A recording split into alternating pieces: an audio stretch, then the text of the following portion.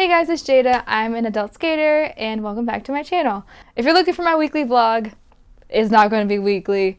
We'll get to that another day. But today is National Coming Out Day, and this is a very important day for a lot of people within the skating community and all over the country. And I wanted to kind of give you a little bit of context for why this day is so important to me particularly. I knew that I was not straight, probably 12 or 13, but I didn't really know what it meant.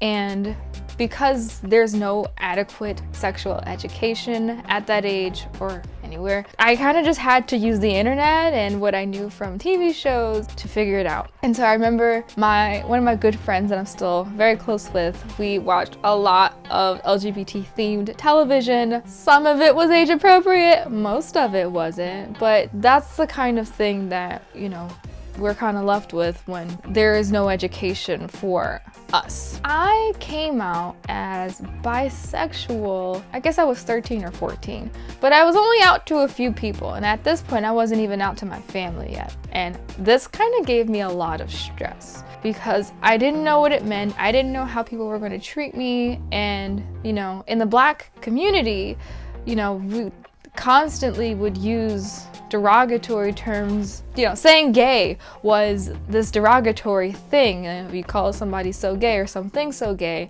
you know, you call people fruity and all that stuff. And so I didn't really know how me having that kind of identity was going to affect other people. And the few people that I did tell were really good about it. I did have an ex who was not as good about it, but he was irrelevant, so it's fine. My turmoil with my initial coming out, which was, let's say 13, was so stressful that I actually ended up having therapy about a year after I came out amongst my friend group because I just really didn't know what it meant. And obviously being 14 is hard for a lot of reasons, and sexuality is being one of them. So I didn't really know what to do. And so I had therapy, and we discovered I had a whole lot of other issues that had nothing to do with my sexuality and was probably the root of it.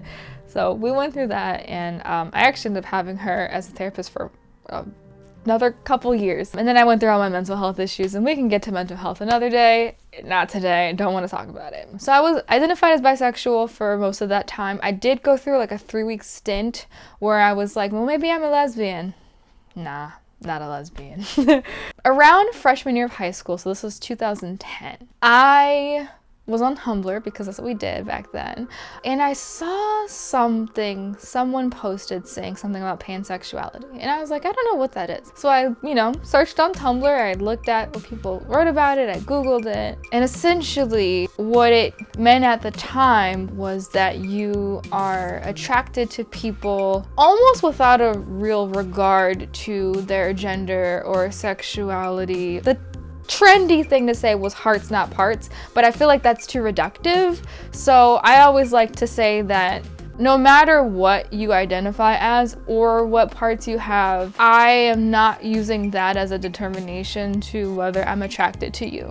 And I think a lot of people kind of take issue with that because it makes people feel like, oh, well, I don't think about that either, and you know, why do you guys want to be like so exclusive and, you know, assume that we're, you know, perpetuating the binary, whatever. And I'm like, that's not it. A lot of people focus on what people have as body parts, how people present themselves, and at a young age I was like, I thought I cared, but I don't know. I saw this one person and I was like, do I care? That was kind of an interesting enlightenment for me. And I also didn't like labels. I didn't like having the label of bisexual. And I really just preferred being like, I'm just here. And so that's kind of been my philosophy for the last 11 years is I'm just here, and whoever I happen to fall in love with or who I'm attracted to, you know, I like facets of a lot of different people, and people are complex and dynamic, and so that's where I am in life. I have a lovely cis male partner right now. We've been together for 4.5 years. I guess at this point in life, I'm really just going with the flow, and you know, if I happen to end up with someone of the same gender identity as me or whatever, if we have the same body parts or not, you know, it's whatever. And I also recently started reflecting upon how I kind of identify myself within the scope of society. And so obviously gender expression and gender identity can be the same thing, but also can differ. And I have never really settled with being non-binary because I think that that's kind of a term that I feel like best suits other people. I don't think it necessarily suits me because I feel like my identity as a female is much more of a like political stance than a identity stance. Like I think that, you know, women, people born who look like me, have my body structure, shouldn't be held to certain assumptions in society, shouldn't be assumed to, you know, like certain feminine things or to do certain feminine things or acquire certain feminine traits. And I know that a lot of people have no qualms with that, and some people who do have qualms with that do identify as that non-binary. I just don't think it's a term for me, but I do use she and they pronouns. So, you know, there's like a lot of nuance, and I think that the more that you lean into accepting that there's never going to be a perfect label for everybody who has similar but not quite the same identity and beliefs, that we can just exist and we don't have to explicitly use these labels. And a lot of people have been opting to use queer and things just to kind of use a catch-all, but I think I'm comfortable identifying as a Black woman, especially for a lot of other political contextual reasons. So I'm okay not being a like non-binary person, but still using she and they pronouns interchangeably. And we're gonna talk about like, here, I'm gonna give y'all some links down below for a lot of this stuff.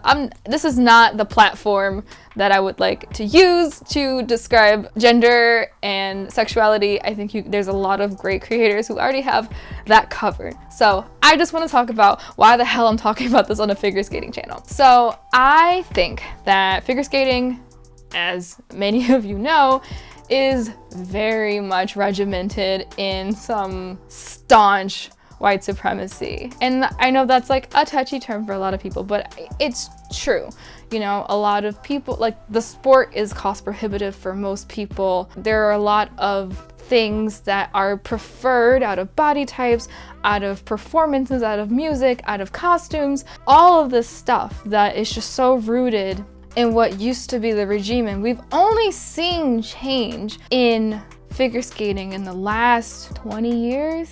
It's not been a long time, but I think that obviously the elite level of skating and where us adult skaters hang out are kind of two worlds away, because I feel like, if anything, adult skating is super inclusive. I feel included. I feel like most gender expressions are appreciated in the same way. There might be stigma, I don't know, because I do present as a cis female, but I feel like generally people are much more like accepting in the adult skating world. Now, y'all could prove me wrong. We can have a discussion, but that's my experience. But there's also like stuff that even baked into figure skating rules are just a little questionable to me. That really feels a little bit like needless. I'll give you an example. Solo dance with gendered steps is kind of dumb. Hear me out. So, as it is right now,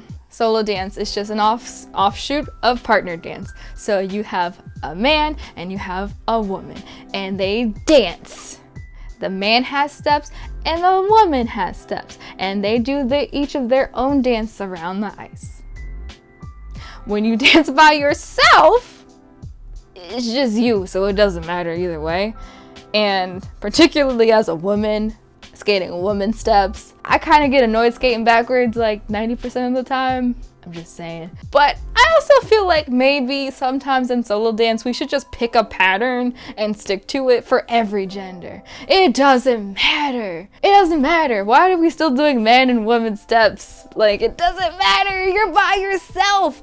Now, I know it's because, you know, if you so happen to get a partner one day, then you'll already know the steps. But solo dance and partner dance might as well be two freaking different disciplines, because they are. Because I'd argue that skating with a partner and skating by yourself requires so many different muscles. It requires different torque, different this.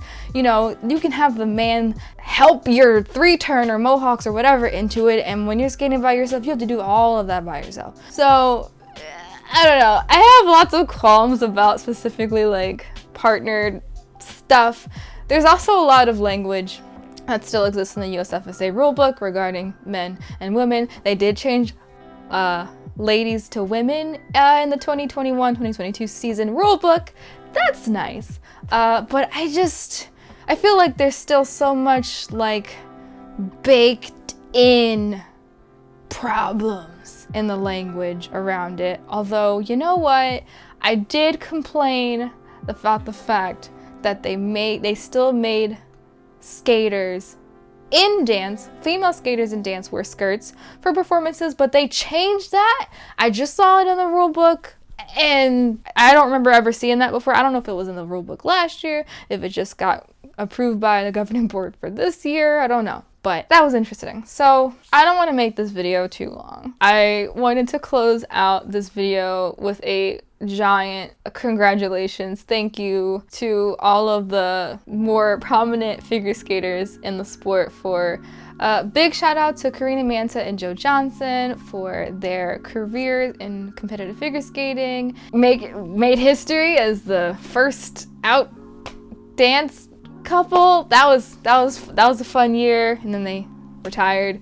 Kaylin Weaver, another retired but lovely ice dancer, also came out this year. Jason Brown came out this year. I mean, like, and if we're not even considering this year, Amber Glenn also came out as pansexual. So I really enjoy seeing all of the people not feeling so held back by the stigma. We can't forget Timothy LeDuc came out as non-binary this year.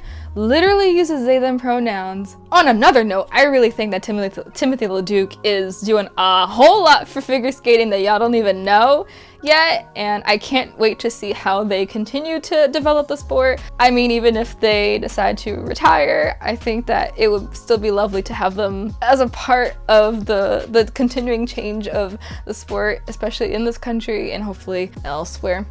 So I have 2 book recommendations that I would love to give to you if you want to have a little bit more reading about figure skating and the intersection with being LGBT. Number 1, Week Anna on the Edge by AJ Sass, written by a fellow adult skater. So I think they identify as non-binary. I know they use he and they pronouns. It's a middle grade book, but I think it's a really enjoyable read, and I will be reviewing it at some point when I'm not drowning in grad school work. And then my second book recommendation is an upcoming book by Karina Manta called On Top of Glass. It is a lovely autobiographical book about her adventures as a figure skater and etc. I'm really excited to read it when it comes next week. So that's all I got for y'all today, but thank you so much for listening. I would love this to be an inclusive space for us to have a discussion about the intersection of LGBT, Alphabet Mafia, and figure skating. If y'all want to have a more in-depth discussion about it, let me know in the comments. If you want to talk about anything else about my opinions. In any case, thank you so much for watching, and I will catch you guys next time. Bye!